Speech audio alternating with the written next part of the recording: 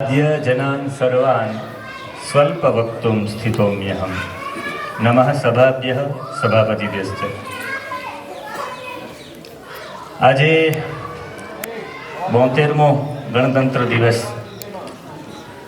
પ્રજાસત્તાક દિવસ, અને એ દિવસે ભીડભંજન મહાદેવના સાનિધ્યમાં જ્યાં એક સંતની ચેતના હજુ પણ પ્રજ્વલિત છે, સંત મકનદાસજીને આજે પણ કોઈ પણ ગામડામાં તમે જાઓ તો એ ગામડામાં ચોક્કસ પૂછવામાં આવે કે ખેડ વિસ્તારનું નહીં, આ આખા વિસ્તારનું કોઈ શિક્ષિત ગામ કોણ, તો એમાં બામણાસા નામ લોકોના મુખમાં આવે જ. અને આજનો પ્રસંગ એટલે એક ગ્રંથાલયનું ઓપનિંગ, એનું આજે ઉદ્ઘાટન.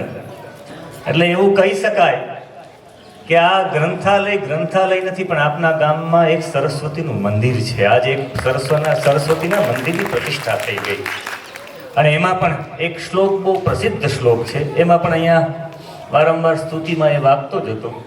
બસ એ એક શ્લોક ઉપર બોલી અને મારી વાણીને વિરામ આપીશ. ને આજના પ્રસંગે શા માટે આપણે એકત્રિત થયા છે, આ પુસ્તકાલય સાંપ્રત સમયમાં આપણે કેવી રીતે ઉપયોગી થઈ શકે, એમની બધી વાત એ શ્લોકના માધ્યમથી વિસ્તૃત વર્ણન કરી અને પછી વિરામ આપીશ. આ શ્લોક બધાએ પ્રાથમિક શાળામાં વારંવાર સરસ્વતીની વંદના માટે ગાયો છે. અને શુક્લામ બ્રહ્મ વિચાર સાર પરમામ આધ્યામ જગત વ્યાપિની વીણા પુસ્તક ધારિણીમ અભયદામ છાડ્યાંધકારાપહામ હસ્તે સ્ફાટિક માલિકામ વિદધતિમ પદ્માસને સંસ્થિતામ વંદે તામ પરમેશ્વરીમ ભગવતીમ બુદ્ધિપ્રદામ શારદામ. આજના દિવસે માં સરસ્વતીને આવાહન કરવાનું છે. હે માં સરસ્વતી, હે વાગ્દેવી, બામણાસા ગામમાં અમે તમારું આવાહન કરીએ છીએ, પણ ગ્રંથાલયના રૂપમાં. એક એવી સરસ્વતીને અમે વંદન કરીએ છીએ કે જે સરસ્વતી, પેલું એનું 14 વિશેષણો છે આ શ્લોકમાં સરસ્વતી માતા પ્રત્યેના. અને એ 14 વિશેષણો એટલે 14 વિદ્યાઓ. 14 વિદ્યાઓ મારા ગામમાં આવે. મારા ગામમાં દરેક લોકોમાં સરસ્વતી નૃત્ય તું વાંચી તે સદા. સરસ્વતી અમારા ગામના લોકોના મુખમાં, એની વાણીમાં, એના મસ્તિષ્કમાં એ નાચે, નૃત્ય કરે. ખાલી પધારે એમ નહીં, પણ એવા 14 વિશેષણો છે કે 14 વિશેષણો દ્વારા એવી સરસ્વતીને તામ વંદે, તેવી સરસ્વતીને હું વંદન કરું છું. કેવી સરસ્વતી? એમાં નામ આપેલું છે શારદામ, બુદ્ધિ પ્રદામ શારદામ. શારદા શરદ કાલે યા પૂજિતા ઇતિ શારદા. શરદ ઋતુમાં જેને પૂજવામાં આવે ને શારદા કહેવાય. હવે શરદ ઋતુ કોને કહેવાય? એના માટે નીતિ શતકમાં ભર્તૃહરિ કહે છે કે શરદ સરિત શ્યાન પુલિના. ખરા અર્થમાં શરદ ઋતુમાં જે નદી હોય, વિશુદ્ધ નદી હોય, એકદમ ચોખ્ખી થયેલી હોય, એના કાંઠા સુકાઈ ગયા હોય. શ્રાવણ ભાદરવામાં જે નદી વહેતી હોય ને એ કદાચ ડોળી હોય, પણ શરદ ઋતુ જે પ્રારંભ થાય ને શરદ ઋતુમાં જે નદી હોય એના કાંઠા સુકાયેલા હોય ને એકદમ વિશુદ્ધ હોય. એટલે એવા વિશુદ્ધ, જેની વિશુદ્ધ ઉર્જા છે, એવા સરસ્વતી એટલે શારદા. હે શારદા બુદ્ધિ પ્રદાન, તમે બુદ્ધિ પ્રદાન કરનારા છો.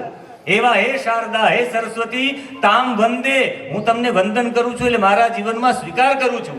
કેવા શારદા? એનું પહેલું વિશેષણ છે શુક્લામ. શુક્લામનો અર્થ થાય શુક્લામ ઇતિ શુભ્રામ, શુભ્રામ ઇતિ ધવલામ. આપણે એમ થાય કે સફેદમાં અને ધવલમાં ફરક શું? સફેદનો અર્થ સફેદ થાય, અને ધવલ એટલે અતિ શુદ્ધ, અતિ સફેદ, એને ધવલ કહેવાય. શુક્લામનો મતલબ એક થાય કે સાત્વિકામ. શુક્લામ ઇતિ, શુક્લામનો મતલબ થાય સાત્વિક. હે માં શારદા, કેવા શારદાને હું વંદું છું? જે સાત્વિકતા પ્રદાન કરનારા છે. અને માં સરસ્વતી, એક પણ ગ્રંથ બતાવો, એ ગ્રંથ પછી તામસ ગ્રંથ હોય, રાજસ ગ્રંથ હોય કે સાત્વિક ગ્રંથ હોય, પણ એ માણસના જીવનમાં, ઊંડાણમાં એક પ્રકારની સાત્વિકતા ઊભી કરે અને કરે. ઘણા લોકો ગ્રંથો વાંચીને દેવ બની ગયા, એવા અનેક ઉદાહરણો છે. અને ગ્રંથો આજના સમયમાં જોઈએ તો દીવાદાંડી છે. કદાચ કોઈ ભૂલો પડેલો હોય મહાસાગરમાં, તો દીવાદાંડીના માધ્યમથી એ કિનારા સુધી પહોંચી શકે. ને અત્યારે મારા જીવનનો એક બનાવ છે. હું ગ્રંથોનો પ્રેમી એવી રીતે હું બન્યો, મેં મારા ગામમાં, મારી પાસે 20,000થી વધારે પુસ્તકો છે. મારા ગામમાં લાઇબ્રેરી માર પણ કર્યા, મારા ઘરે છે. મેં વેરાવળમાં લગભગ લોકોનું અત્યારે મને પૂછવાનું એવું છે કે તમે મહાદેવભાઈ વેરાવળ રહ્યો છો કે ઉમરેઠી રહ્યો છો? હું રહું છું ઉમરેઠી જ, પણ વેરાવળમાં જે મેં ફ્લેટ લીધો છે પુસ્તકો માટે જ લીધો છે. આખો ફ્લેટ પુસ્તકોથી ભર્યો છે, એક આખો ફ્લેટનો આખો રૂમ. અને એ ગ્રંથો છે, એ ગ્રંથો આજે નહીં તો કાલે ગ્રંથ કૃપા થાય છે ને થાય છે. મારા પિતાજી તો વેદ એટલા ભણેલા હતા નહીં, ગામડાનું કર્મકાંડ કરતા, પણ એણે એ સમયમાં વેદોના પુસ્તકો ઘરમાં રાખેલા હતા કે કમસે કમ હું વેદો તો ઘરમાં રાખું. કમસે કમ એણે એ વેદોનું અધ્યયન નથી કર્યું, પણ એમને ત્યાં મારો જન્મ થયો ને હું વેદોનું અધ્યયન કરનારો થયો. આખો શુક્લયજુર્વેદ મેં કંઠસ્થ કરીને આખો સસ્વર મેં ભણેલો છે. તમારા ઘરમાં ગ્રંથો હશે તો આજે નહીં તો કાલે તમે ને તમારા બાળકો એના પ્રત્યે આકર્ષિત થશે. એટલે તો આપણી સંસ્કૃતિ ગ્રંથની પૂજા કરે છે.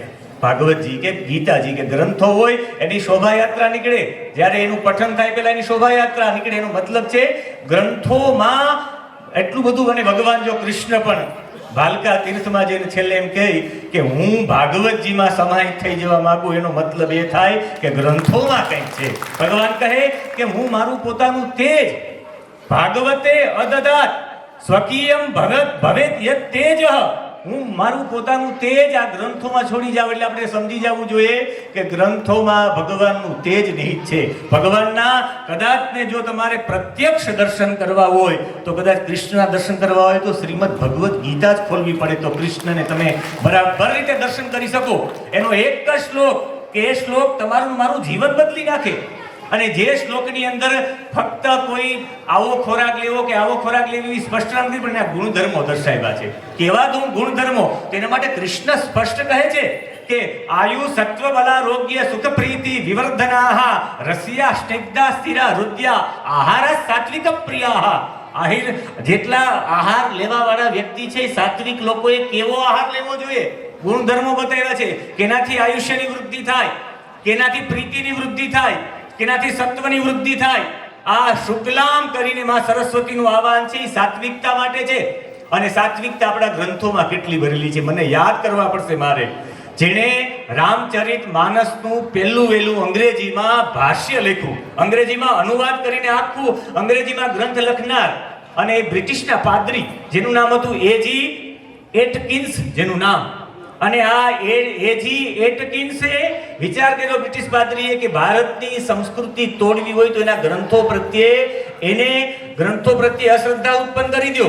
અને જો ગ્રંથો પ્રત્યે અશ્રદ્ધા ઉત્પન્ન થશે તો કાલ સવારે જે પણ વ્યક્તિ હશે ગ્રંથથી દૂર થયો એટલે ભારતની સંસ્કૃતિ તૂટી ગઈ. બ્રિટિશના એ પાદરીને એજી એટકિન્સને મોકલવામાં આવ્યા કે તમે જઈ અને જો કોઈ ઉત્તર ભારતનો કોઈ ગ્રંથ હોય ને જેને બધા બહુ માન્યતા આપતા હોય એવો ગ્રંથ છે રામચરિત માનસ. રામચરિત માનસમાં દોહા, ચોપાઈ, છંદ આ બધા છે, એનું અધ્યયન કરીને એમાં ભૂલો કાઢો. અને માણસ કોઈનું પણ અધ્યયન કરે તો એમાંથી એને ક્ષતિ શોધવી હોય તો શોધી શકે, કારણ કે પૂર્ણ કોઈ નથી. એની ક્ષતિ શોધવા માટે એમણે કહ્યું કે તમે આમનો અભ્યાસ કરો. સૌથી પહેલા એ બ્રિટિશ પાદરી એજી એટકિન્સ સૌથી પ્રથમ વારાણસીમાં આવ્યા, કાશીને યાદ કર્યું ને. અને મારી તો કર્મભૂમિ કાશી છે. હું 10 વર્ષ સુધી વારાણસીમાં રહ્યો. મારો તો વિચાર હતો કે હું વારાણસીમાં જ રહું, મારી કર્મભૂમિ હું વારાણસીને બનાવું. પણ મારા માતા પિતાને મેં જ્યારે ત્યાંથી ફોન કર્યો કે ભાઈ હું બનારસમાં રહેવા માંગુ, તો એમણે કીધું ભાઈ અમે જૈનમાં આવીને મરશું, અહીં તારે રહેવું હોય તો અહીં ઉમરેઠી આવો. એટલે પછી મેં પણ નિર્ણય કરી લીધો કે રહેવું છે ને ત્યાંથી જ આપણે કાર્યનો આરંભ કરીએ. અને આજે હું કદાચ ભોજન લીધા વિના સૂઈ શકું, પણ કૃતિ વિના ના સૂઈ શકું. રોજની કંઈક ને કંઈક કૃતિ જોઈએ છે. આજે હું તો મારી જાતને સૌભાગ્યશાળી માનું કે આ જ્યાં બ્રાહ્મણોનો અને વાણિયાઓનું જે ગામ છે, બ્રાહ્મણ અને શાહ ભેગા મળીને જો બામણાસા બનતું હોય, અને જ્યાં બુદ્ધિ અને જ્ઞાન, જ્યાં જેની પાસે બૌદ્ધિક તર્કો પણ છે, જેની પાસે વાણિજ્ય બુદ્ધિ પણ છે, અને જેની પાસે જ્ઞાન તરફની એક પ્રવાહધારીવાળી વિચારધારા પણ છે, એવા ગામમાં જો એક મગનદાસ બાપુના આ પટાંગણમાં જો આવું પુસ્તકાલય, એક સરસ્વતી મંદિરની ઈંટ રાખવાનો જો મને મોકો મળતો હોય તો હું મારી જાતને ભાગ્યશાળી માનું છું કે આવો મને અવસર મળે ને એ અવસર અંતર્ગત મને એનો સાક્ષી બનવાનો મોકો મળે. શુક્લામ એટલે સાત્વિકતા. અહીંયા મને સાત્વિકતા આપણા ગ્રંથોમાં કેવી છે. એટકિન્સ એ વારાણસીમાં આવ્યા. વારાણસીમાં એણે અધ્યયન કર્યું સંસ્કૃતનું, તળપદી ભાષાઓનું, ભોજપુરીનું, અવધીનું, હિન્દીનું. 25 વર્ષ સુધી એને સંશોધનો કર્યા. એ બાલકાંડ વાંચે, બાલકાંડમાં જે ભૂલ દેખાય અહીંયા એરો લગાડે કે અહીંયા બાલકાંડમાં ભૂલ છે. હવે બધા મારી આખી રામાયણ પૂરી થઈ જાય કે બાલકાંડની ભૂલ, એને જે ભૂલ લાગતી હોય એને અયોધ્યાકાંડમાં એનો જવાબ મળી જાય. તો પછી એ ભૂલ હોય ત્યાં ચેકી નાખે. અયોધ્યાકાંડમાં કંઈ ભૂલ શોધે તો ઉત્તરકાંડમાં જવાબ મળી જાય.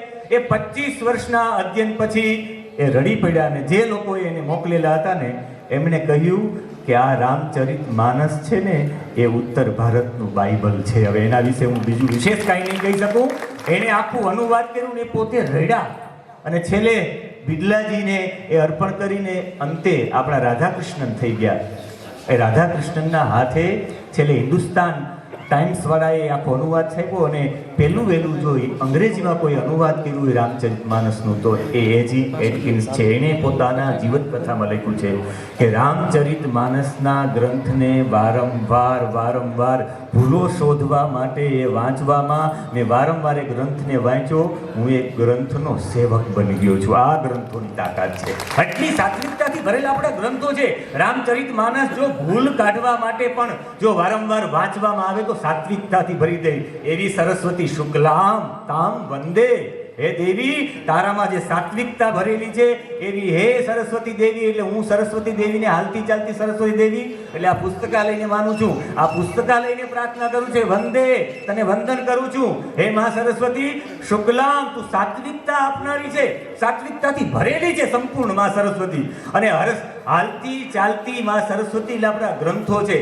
હું તો આજે પણ મારી ગાડીની તમે ડેકી ખોલો કે મારા ગાડીમાં તમે જોવો તો એમાં ગ્રંથ જ નીકળે. જેટલા મારા કપડાં નીકળે એનાથી વધારે ગ્રંથો નીકળે. હું ગ્રંથો સાથે શું છું ને ગ્રંથો સાથે હું ખાલી ભાગવતજીની કથા ખાલી કથાના રૂપમાં નથી કરતો.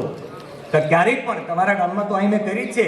કોઈ મને એવું જણાવે જિજ્ઞાસાપૂર્વક કે વિજ્ઞાનના ડબથી મારે ભાગવત કથા સાંભળવી છે તો આખા વિજ્ઞાનના ડબમાં કરું છું. કોઈ એવું કહે કે મનોવિજ્ઞાનની દ્રષ્ટિએ, રાસાયણિક વૈજ્ઞાનિકની દ્રષ્ટિએ અને બધી રીતે આ ગામમાં મેં આ કથા કરી છે, આજુબાજુના ગામોમાં કથા કરી છે એટલે આપણે ખબર છે. અને કથા એક પણ મને વ્રત બતાવો જે વ્રતની અંદર ઉપદેશ ન હોય. એક પણ વ્રત બતાવો. જીવનમાં વ્રત હોય તો વ્રતની પાછળ ઉપદેશ હોય. આપણા બધા આ બધા છે આપણા વ્રતો છે. અને વ્રત કોને કહેવાય? નિષ્ઠાપૂર્વકનું કર્મ કરો એ તમારું વ્રત બની જાય. નિષ્ઠાપૂર્વક હું અહીં આવ્યો છું તો આજે નિષ્ઠાપૂર્વક હું બોલું, મારું વ્રત બની જાય. આપ નિષ્ઠાપૂર્વક અહીંયા આવ્યા છો, આપ નિષ્ઠાપૂર્વક શ્રવણ કરો, આપણા માટે આ શ્રવણ છે એ તમારા માટે વ્રત બની જાય છે. અને વ્રત છે વ્રત ફલદાયી બને છે. એટલે એ વ્રત બની જાય છે. શુક્લામ પછી બ્રહ્મ વિચાર સાર પરમામ. બ્રહ્મ વિચાર એટલે બ્રહ્મના વિષયમાં જેને જેને વિચાર કર્યા છે આપણા ઋષિઓએ. પચોર સાહેબે કીધું ને, ઋષિ મુનિઓ વિદેશના જેટલા પણ તત્વચિંતકો છે એને કહ્યું કે ઉપનિષદો છે ને એ ઉપનિષદો માનવ જીવનનો સૌથી મોટો કૂદકો છે. આનાથી મોટી ઊંચાઈ, ઉપનિષદથી મોટી કોઈ ઊંચાઈ છે જ નહીં. ઉપનિષદો ઉપર વિદેશના તત્વચિંતકો, આપણા તત્વચિંતકો લખ્યું છે ને ઉપનિષદ છે ને એ ચોખ્ખું નવનીત છે. કોઈ ચોખ્ખું માખણ કહે તો ઉપનિષદ છે. કઠોપનિષદ, અને કઠોપનિષદમાં નચિકેતા અને યમનો સંવાદ ને એનો એક મંત્ર 10મો મંત્ર છે. ખાલી એક જ મંત્રનું એક જ પદ હું ગાઉં છું. જોજો કેટલું બધું કહી જાય છે. નચિકેતા જ્યારે યમના દ્વાર ઉપર પહોંચે, યમના દ્વાર ઉપર પહોંચે અને 3 દિવસ સુધી એ ભોજન ન લે અને પાણી પણ ન પીવે. એ યમના પત્ની, યમાચાર્યના પત્ની, જોજો આપણે એમ કે યમના દ્વારે એટલે ત્યાં પહોંચાડી દીધો હશે મૃત્યુના દ્વારે, પણ હંમેશા એને કહ્યું મૃત્યવે ત્વા દદામી. એના પિતાજી વાજસ્રવા, જેને ઉદાલક કહે છે, એના યજ્ઞમાં દાન આપતા હોય વારંવાર એનો દીકરો વચ્ચે વ્યવધાન કરે એટલે કહી દે કે જા હું તને મૃત્યુને આપું. હવે જો કોઈ પણ પિતા એમ કહીને દીકરો મૃત્યુ પાસે વયો જાય, આજની દ્રષ્ટિએ મૃત્યુ એટલે ન્યાયાલય. એ યમનો દ્વાર એટલે ન્યાયાલય, જ્યાં સૌથી વધારે ન્યાય મળે છે. આ બાળકને ન્યાય માટે મોકલી દેવામાં આવ્યો, ન્યાયાલય મોકલી દેવામાં આવ્યો. અને યમ પાસેથી જ્યારે જાય છે 3 દિવસ યમની ગેરહાજરી હોય છે. આ વાતને ખાસ નોંધ કરજો. યમ હાજર હોતા નથી. એના પત્ની આગ્રહ કરે ધુમુરડા કે તમે બ્રાહ્મણના બાળક છો અને મારા આંગણે તમે પાણી પીધા વિનાના છો, ભોજન લીધા વિનાના છો, કંઈક તો લ્યો. ત્યારે નચિકેતાનો જવાબ હોય, નચિકેતાનો અર્થ થાય ન કેતયતી નચિનોતી ઇતિ નચિકેતા. જે કોઈ પણ પ્રિય પદાર્થોનું ચયન નથી કરતો, જે કોઈ પણ પ્રકારનો સંકલ્પ નથી કરતો, જે ભૌગોલિક રીતે કે આધ્યાત્મિક જેનો કોઈ સંકલ્પ જ નથી, અને એવું આ નચિકેતા જે કોઈ ચયન ન કરે એટલે જ મને એવું કહે નચિકેતા માટે વિવેકાનંદ કહે છે કે મને જો કોઈ give me 100 Nachiketa I will change the world, હું આખા વિશ્વને હું બદલી શકું છું, મારે જો 100 નચિકેતા મને મળી જાય. આનો મતલબ થાય નચિકેતા કેવા છે. હવે જોજો, નચિકેતા કહે કે હું કઈ લઈ ન શકું. શા માટે ન લઈ શકું? કારણ કે મને દાનમાં આપેલો છે મારા પિતાજીએ યમને, અને દાનમાં આપેલી વસ્તુ જ્યાં સુધી જે વ્યક્તિને દાન આપવામાં આવ્યું છે ત્યાં સુધી દાનની વસ્તુ ન પહોંચે ત્યાં સુધી એવી રીતે જ રહેવી જોઈએ. કદાચ રામદેવ સાહેબ મને એક કવર આપે કે ફલાણા ભાઈને એક કવર પહોંચાડી દેજો, તો મારે એ વ્યક્તિ સુધી એ કવર એવી રીતે જ પહોંચાડવું જોઈએ જેવી રીતે મને પ્રાપ્ત થયું છે એવી રીતે મારે પહોંચાડવું જોઈએ.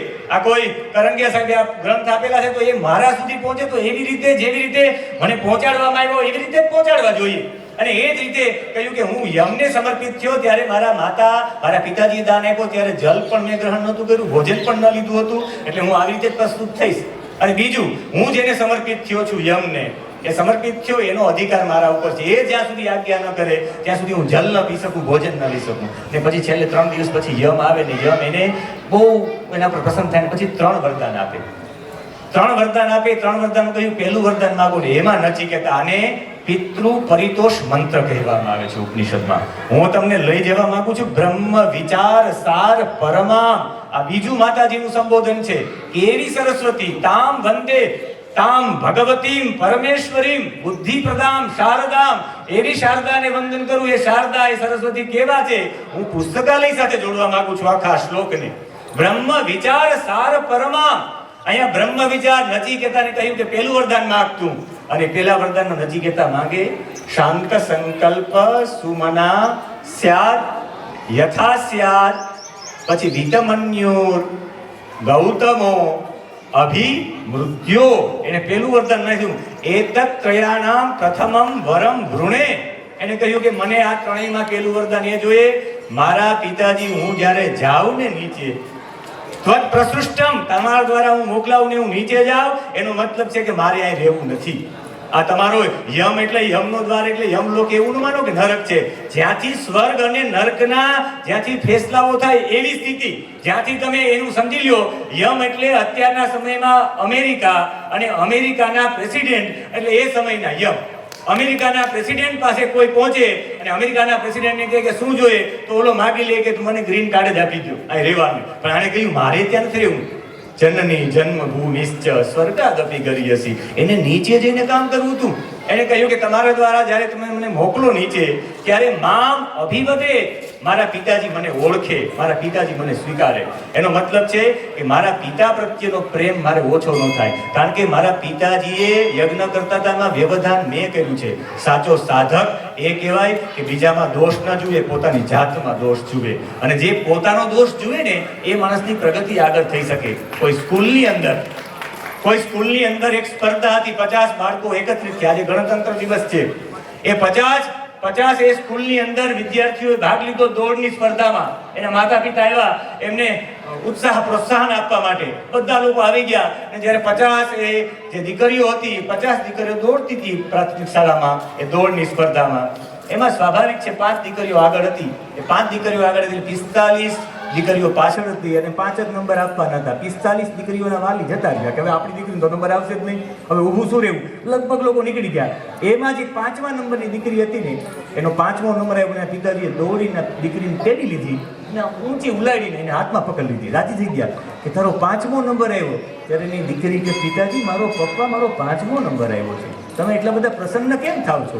ત્યારે એમણે કહ્યું કે દીકરી રડવા માંડી ગઈ. દીકરી કે ના તને આઈસ્ક્રીમ ખવડાવવું છે. પણ એ કે પપ્પા મારો 5મો નંબર આવ્યો. કે દીકરી એમ તો વિચાર તો 45 થી તો આગળ છે, તો એમ કેમ નથી વિચારતી? તો આ તારો પોઝિટિવ અભિગમ. બીજું એને કહ્યું 45 થી તો તું આગળ છે, 45માં તો તું પહેલી છે, ભલે તારો 5મો આવ્યો. કહ્યું પિતાજી હવે તમે ઓલું ન કરો, હું આવતા વર્ષે કે વધારે મહેનત કરીશ ને વધારે મહેનત કરીને આવતા વર્ષે હું પહેલો નંબર લઈ આવીશ. ત્યારે પિતાજી કહ્યું નહીં, આવતા વર્ષે નહીં, આપણે દીકરી પોતાની જાતને વધારે મજબૂત કરવી છે. તું હજુ પણ દોડ, બીજી ટ્રાયે, ત્રીજી ટ્રાયે, ચોથી ટ્રાયે, 5મી ટ્રાયે, જેટલી પણ ટ્રાય થશે ને એમ તારા આ કદમ છે, તારા પગ છે મજબૂત થતા જશે. આપણે આપણી જાતને મજબૂત કરવાની છે. બીજાની સ્પર્ધા જોઈને આપણે દોડવાની જરૂરિયાત નથી. આપણે કેટલા મજબૂત થાય અને આપણે આપણું જો આત્મ અવલોકન કરી શકતા હોય તો આત્મ અવલોકન માટેનું જો કોઈ શ્રેષ્ઠ સાધન હોય તો એ ગ્રંથો છે.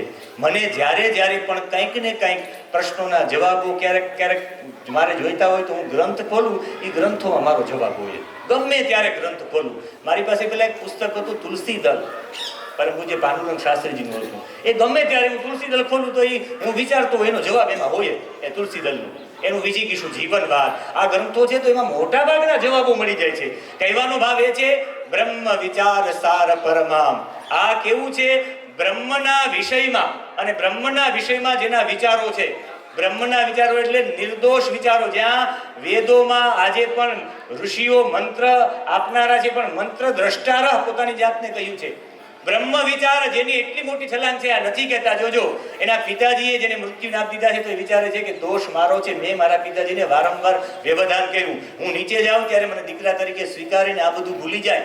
મને પેલું વરદાન જોઈ મારા પિતાજીને અંદરથી શાંત સંકલ્પ, અંદરથી ઉદ્વેગના હશે કે મારા દીકરાને મેં ક્યાં મોકલી દીધો, એ શાંત થાય.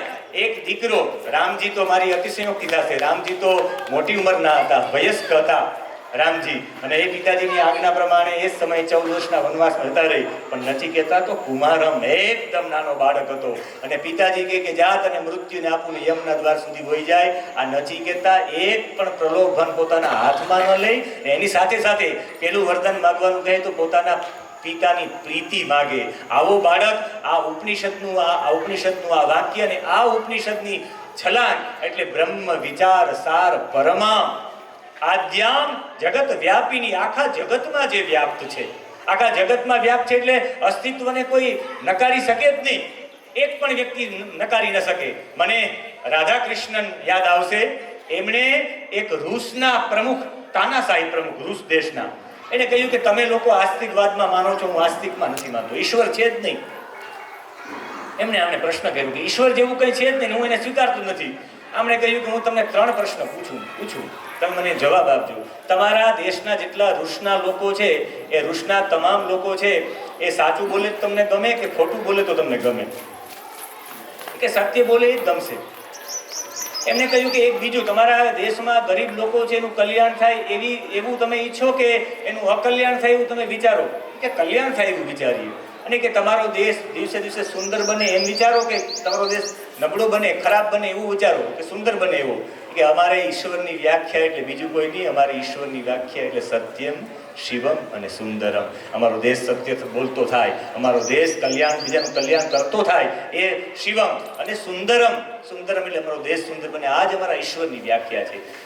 આદ્યામ જગત વ્યાપિની વીણા પુસ્તક ધારિણી અભયદામ. વીણા એટલે આ સૌથી પ્રથમ વાદ્ય જો સંગીતમાં કોઈ હોય તો એ વીણા છે. અને એમાં પણ જોવા જાવ તો સા રે ગ મ પ ધ ની, આ 7 સ્વરો છે. એ 7 સ્વરો છે, એમાં 7 રાગ પણ છે. સા થી ષડજ, રે થી ઋષભ, ગ થી ગાંધાર, ગ થી ગાંધાર, મ થી મધ્યમ, સા રે ગ મ પ, પ થી પંચમ, પ ધ ઉપરથી ધૈવત. આ બધા રાગો વીણાના રાગો છે. મને ક્યારેક કોઈ એક પ્રશ્ન પૂછ્યો હતો કે જ્યારે પેટી નહોતી, જ્યારે આ વીણા નહોતી, ત્યારે સા રે ગ મ પ ધ ની એ કેમાંથી લેવામાં આવ્યો? મોર બોલે ને ષડજમાં બોલે. મોરનો ટપ્પો છે ષડજમાં છે, એમાંથી સા આવ્યો. મોરમાંથી સા આવ્યો, પક્ષીઓમાંથી ઋષિઓએ લીધું છે. સા એમાંથી આવ્યો. એનાથી ઋષભ છે, ગાયનો અવાજ ઋષભમાં નીકળે, દેડકાનો અવાજ ઋષભમાં નીકળે, એમાંથી રે લેવામાં આવ્યો, એને કહેવાય ઋષભ. પછી એના પછી ગાંધાર, અને આપણે પંચમમાં તો જાણીએ છીએ કોયલ, અને ધૈવત હાથી જે નાદ કરે ને એમાંથી ધૈવત આવ્યો. આમાંથી જ અવાજ લેવામાં આવ્યા. એટલે આ વીણા છે એ સંગીત છે, અને સંગીત છે એ ગાન છે. ભગવાનને ગાનથી માણસ એકાગ્રતામાં વહેલો આવી શકે. એટલે એકાગ્રતા લઈ આવવાનું કારણ પણ માં સરસ્વતી છે. અને વિશેષ વીણા પુસ્તક ધારિણી, આ ગ્રંથ ધારિણી છે, માં સરસ્વતી છે. સરસ્વતીના હાથમાં પણ ગ્રંથ છે. એટલે મેં તબ તક રહું વિદ્યાર્થી જબ તક ઉઠે ના મેરી અર્થી. જ્યાં સુધી મારી અર્થી ના ઉઠે ત્યાં સુધી માણસ વિદ્યાર્થી રહે. આ જીવન એને અધ્યયન કરતું જ રહેવાય. અહીંયા તો આ ગ્રંથોની દ્રષ્ટિએ ખાલી વેદ ઉપનિષદ નહીં, પણ ગ્રંથો, શૈક્ષણિક ગ્રંથો પણ એટલા જ છે. આટલા બધા શૈક્ષણિક ગ્રંથો છે કે જેના લીધે માણસ તૈયારી કરી શકે, તૈયારી કરીને આગળ વધી શકે. માં સરસ્વતીના આજના દિવસે બપોરનો સમય પણ થઈ ગયો છે, તડકો પણ ત્યાં વ્યાપ્ત છે. પણ એટલું કહીશ, શુક્લામ બ્રહ્મ વિચાર સાર પરમામ આદ્યામ જગત વ્યાપિની વીણા પુસ્તક ધારિણીમ અભયદામ જાડ્યાંતકારાપહામ. જાડ્ય અંધકાર અપહામ, તમારી અજ્ઞાન રૂપી અંધકારને દૂર કરનારી શક્તિ આની અંદર છે. ગ્રંથની અંદર તમે જ્યારે કોઈ પણ ગ્રંથને, છેલ્લે એક એરિસ્ટોટલે જ્યારે પોતાના શિષ્ય સિકંદરને કહ્યું હતું કે તું ભારત જા તો ભારતથી ગ્રંથ લેતો આવજે ઋગ્વેદ. એતરીય શાખાના બ્રાહ્મણો, એતરીય પ્રદેશ છે પંજાબ પાસે, એ એતરીય શાખાના બ્રાહ્મણો પાસે આ ઋગ્વેદ છે, એ આખો ભોજપત્રમાં છે, એ તું લઈ આવજે. એરિસ્ટોટલનો એ શિષ્ય સિકંદર જ્યારે આવ્યો એતરીય શાખાના બ્રાહ્મણો પાસે પંજાબમાં, અને ત્યારે એ ભોજપત્ર વાળો આખો ઋગ્વેદ એમને લઈ લીધો. એમને કીધું સાંજનો સમય છે, હું તમને ગ્રંથ પ્રદાન કરી ન શકું, તમે દિવસ દરમિયાન આવજો. તો કે તું ક્યાંક ભાગી જતો કે ચારે તરફ એક પહેરો રાખી દો, આખો પહેરો રાખી દેવામાં આવ્યો. અને સવારનો પ્રાતઃકાળ થયો એટલે જ્યારે દરવાજો ખોલ્યો સિકંદરે, ત્યારે ઓલા જે એતરી શાખાનો બ્રાહ્મણ હતો એ લગભગ ગ્રંથોના પાનાઓ ભોજપત્રના ઊંઘ લીધા હતા.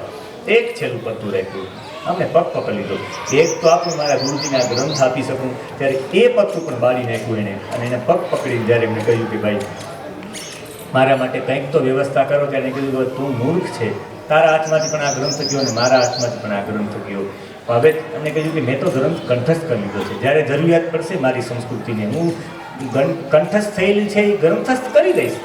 અને એ ગ્રંથસ્થ કરી દઈશ એટલે ત્યારે એમને એના બે દીકરાઓ લઈને એના એક દીકરાનું મસ્તક કાપી નાખ્યું. કહ્યું કે મને ગ્રંથસ્થ કરી દે, મારા ગુરુજી પાસે મારે લઈ જવો છે. ત્યારે એમણે એક જ જવાબ આપ્યો હતો કે મારા બીજા પુત્રને પણ મારી સાથે અમે પુત્રો આપી શકીએ શાસ્ત્રોને.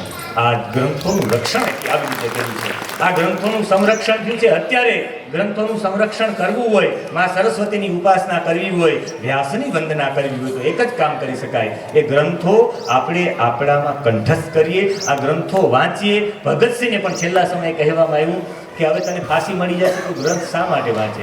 એને કહ્યું કે આવતા જન્મમાં કામ આવશે. આ ગ્રંથો જન્મ જન્માંતર સુધી કામ આવે છે. આ સમયમાં એક કૌટિલ્ય નામનો બાળક એ ઘણા બધા દેશ વિશે એટલી બધી માહિતી આપી શકે, કારણ પૂર્વજન્મમાં ગ્રંથો વાંચેલા છે.